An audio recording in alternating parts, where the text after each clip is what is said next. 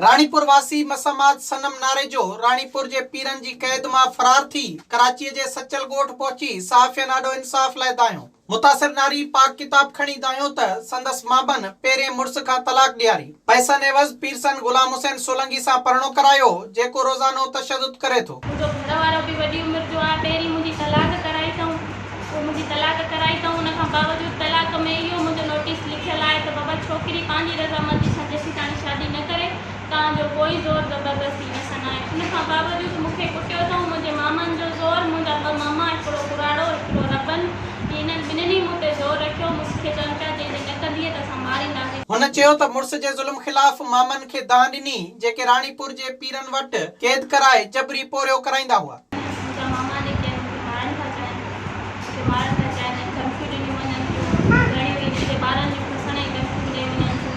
मां इलाही मतिलबु ख़तरे में आहियां, उतां निकिरी हेॾे आई आहियां, वरी ॾुखनि में आहियां, कोई साथ ॾियण वारो न आहे। मुंहिंजो हिकिड़ो भाउ आहे, मूंखे हिकिड़ो पुटु आहे, इहो ई आहे जेको साथ ॾियण वारो आहे। मुतासिर औरत घुर कई त मामन ऐं अॻूणे मुड़स ख़िलाफ़ कार्रवाई करे खेसि इंसाफ़ ऐं तहफ़्फ़ुज़ ॾिनो वञे। विज़िट कयो अवामी आवाज़ मीडिया ग्रुप जी वेबसाइट awamiawaz.pk।